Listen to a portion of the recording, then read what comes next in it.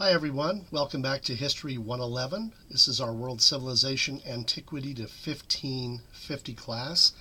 A special hello to my friends in Fremont. Hope things are well in Canyon City. And this really is our final PowerPoint lecture, if you will, and video lecture leading up to our final exam, which will be this Friday, May 8th, 2015 at 3:30 p.m. And as I promised you in class, I wanted to kind of just do some final kind of thoughts really about the Renaissance and the Reformation. If you reviewed those PowerPoint lectures that I had posted in D2L, you should be already familiar with a lot of this material. I just want to really recap it. And to me, these are critical things to understanding this final push, which is the late Middle Ages, which we know as the Renaissance, and then, of course, the Reformation. So let's begin. Today I'm going to give you some final thoughts on the Middle Ages, the Renaissance, and the Reformation, and then we're going to do some final exam review tips. As always, when you watch these video lectures, if you feel like you need to pause and collect your thoughts or to write some notes down, just hit pause on your video player and then you can resume playing when you are ready.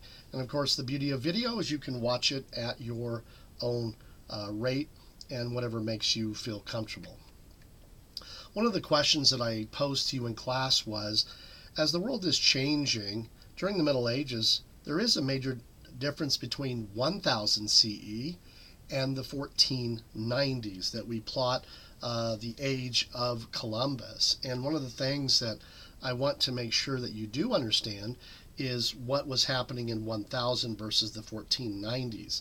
And what I have here is why possible in 1492, but not in 1000.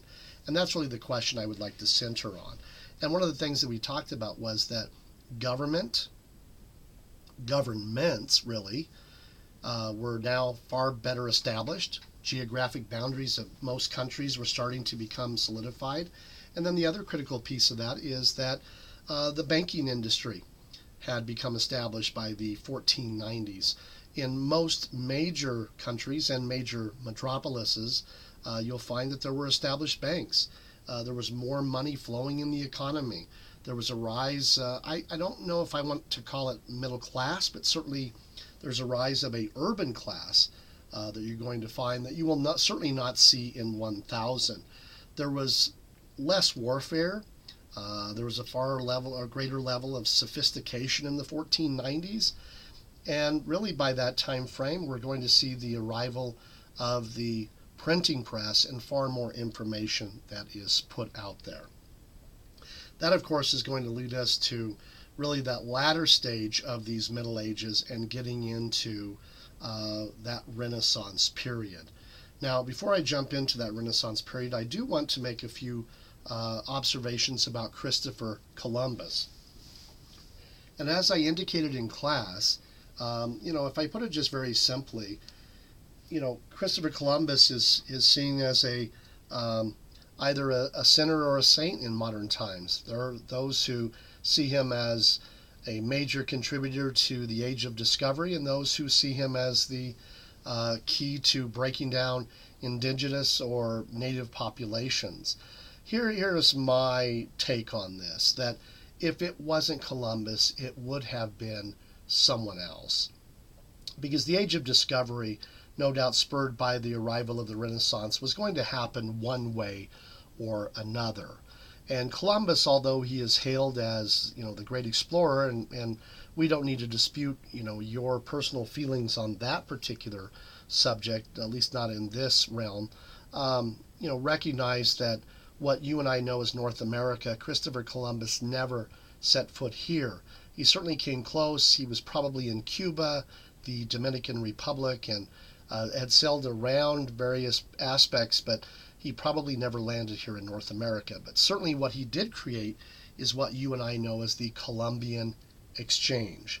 The Columbian Exchange. And what the Columbian Exchange really truly is, it's an exchange of old world ideas with new world ideas, and old world goods with new world goods. And it really just becomes this kind of lasting legacy as the Spanish explorers arrive. They bring those comfort items with them, and then they find those things that they want in the New World, and they take them back home. The Renaissance itself, Renaissance meaning the rebirth of Europe, really begins to stretch all of this here. It's the breakup of feudal Europe, meaning that old school idea of people being sold and with the land, and it really becomes more of centered on the people. You can see it begins in the Italian city-states, and it begins to gradually spread northward to the rest of Europe. And I'm going to talk about this. Secular and humanistic themes begin to replace religious themes. And let me talk about secular. Secular meaning not religion, meaning that there became other things that began to be the focus during the Renaissance, and there was less reliance upon the religious themes. That's not to suggest that religion took a full back seat or was ignored. Far from it. It actually was still a very strong presence in most lives, but certainly the Renaissance gave rise to those groups who might challenge that. The other thing is the rise of humanism. Humanism celebrates that individual. As it points out here, it stimulates the study of Greek and Roman literature and culture. Once again, we see another example in history where we are reaching back and having our connection with the Greeks and the Romans. Their influence upon the Renaissance and even in modern day is still very, very strong. And you can see this notion here that the artist and the intellectual's function is to improve life on earth. And it really gives rise to what is said here as the Renaissance man. And it's not necessarily the specialist any longer, but rather it is the true person who can do so many things. In your study guide, you'll see reference to the ideal gentleman. And that's really what I'm referring to, the ideal gentleman.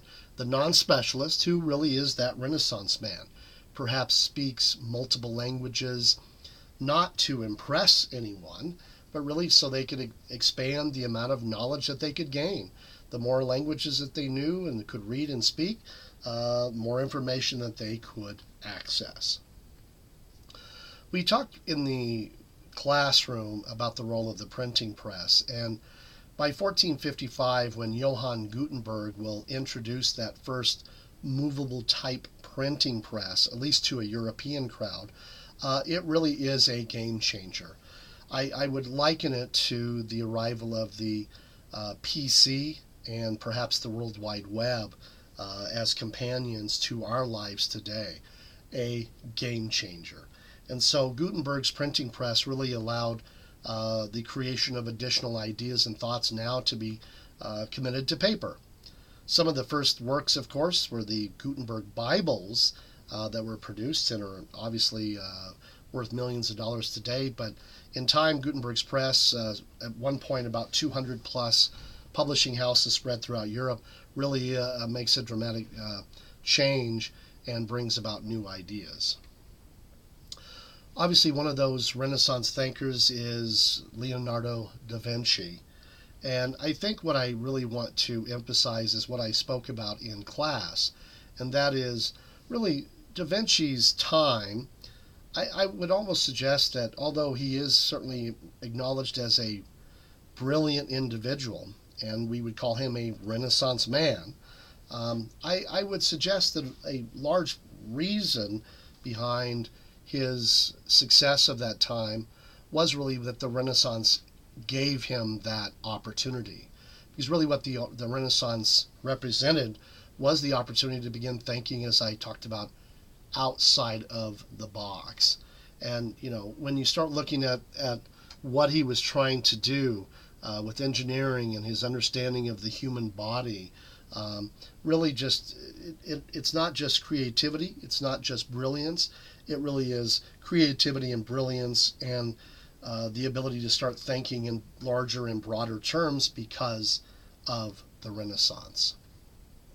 Of course, the famous Mona Lisa.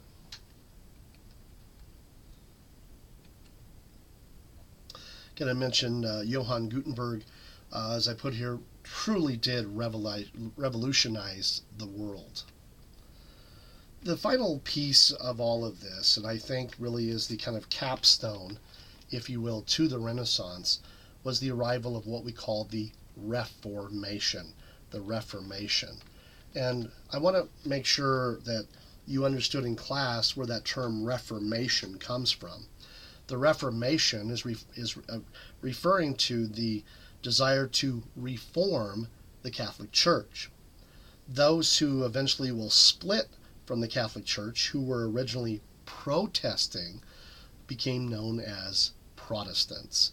And what you find is Christianity will split in the 1950s with those who remained with this Orthodox Catholicism, and now you're going to have various forms of Protestantism. And the father of the Reformation, if you will, is this gentleman, and this is Martin Luther. I apologize for the grainy and blurred image, but there's not a lot of good images of Martin Luther available, at least online. Martin Luther was a young boy who grew up in Germany and was probably very typical of the youth of that time. He was very pious or religious.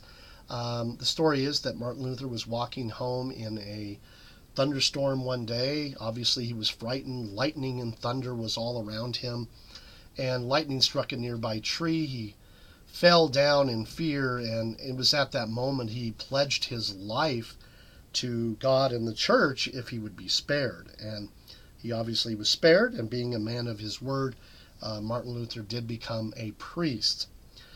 I think where Martin Luther begins to unravel, if you will, or begins to have difficulties is that he could not reconcile what his belief in the Bible was and what he believed that God was telling him versus what the church was preaching. And one of the areas that Martin Luther struggled with was involved this man, Father Johann Tetzel. And Father Tetzel's problem, at least certainly to Martin Luther, was he was selling something called letters of indulgence. And for lack of a better term, letters of indulgence really were tickets to heaven. It was a chance for a small fee you would pay a small fee to the church, and then you would get one of these letters of indulgence that really kind of forgave you, if you will, for sins. You could also purchase them for people who had already passed away. So if you had a family member who you believed had perhaps sinned, you could spare them from the tortures of hell by purchasing a letter of indulgence. What troubled Martin Luther about the letters of indulgence is he saw it as it was a scam. It was a way to make money, and it was not certainly what the Bible had presented. And so Martin Luther, in his famous 95 Theses, he basically outlined what he considered 95 specific problems with the church. He nailed those to the local church, and he instantly became a very well-known figure, not only to the people, but also obviously to the church. At one point, Martin Luther, because he was now despised by the church, was forced to go into hiding. Introduced into this story is Pope Leo X. Pope Leo X, as pictured here, was the leader of the Catholic Church in 1520. And you'll find on your study guide this term Exsurge Domine, which really translated from Latin is bull or an official statement.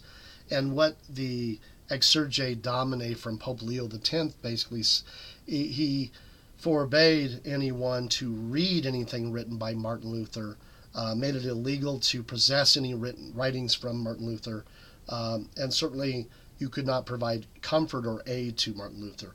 Martin Luther was actually forced into hiding, and it was while he was in hiding that really all of the elements of what we eventually will know as Lutheranism will be born. Martin Luther, who fell in love with a former nun, Catherine Van Bora, he desired to marry her. The Catholic Church would not allow that, but under Lutheranism, priests can marry.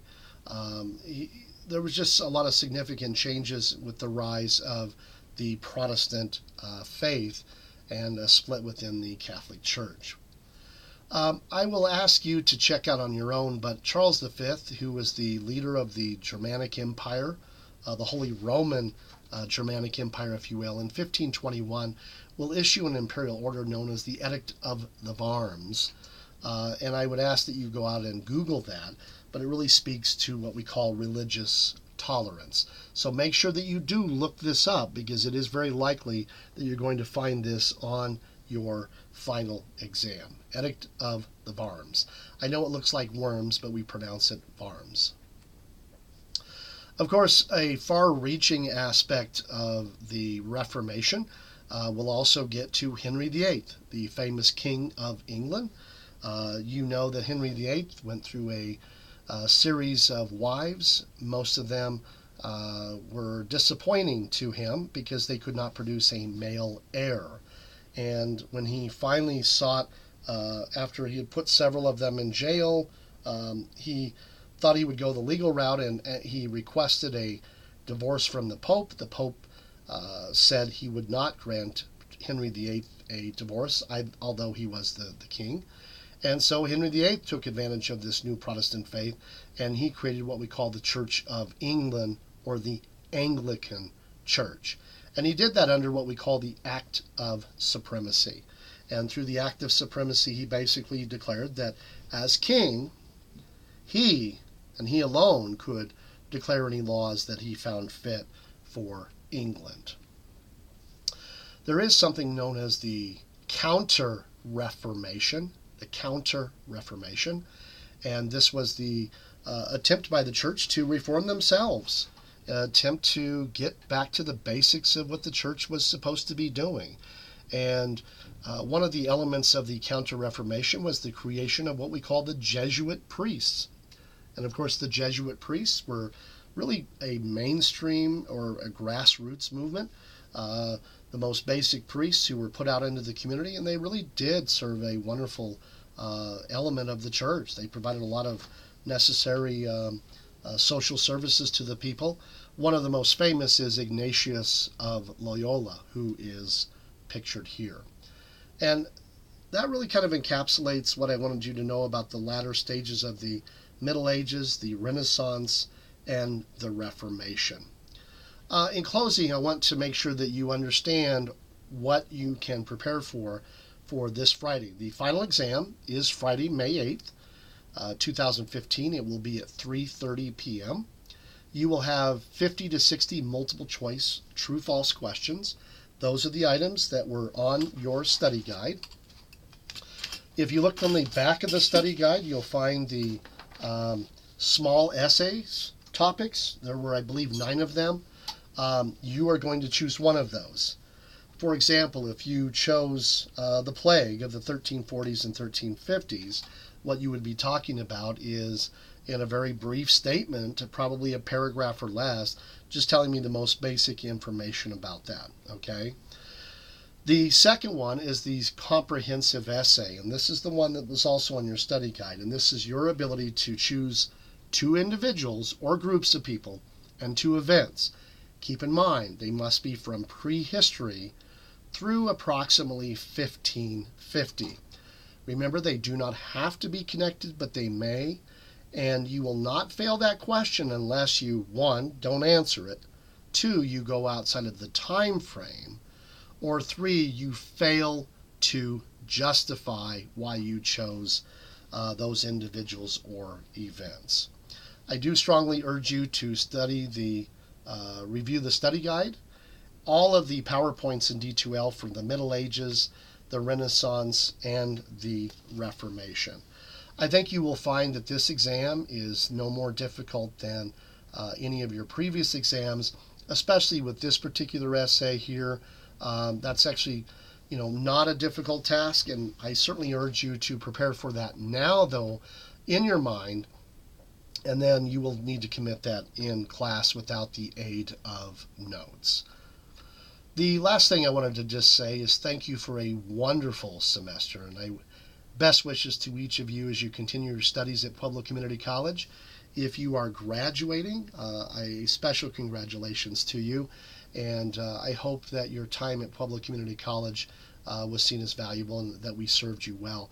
I can't thank you enough to my Friday class here at Fremont. I really enjoyed this opportunity, and I hope to be able to come back to the Fremont campus because it was just a wonderful experience for me. So I will see you on Friday. Make sure you email with any potential questions.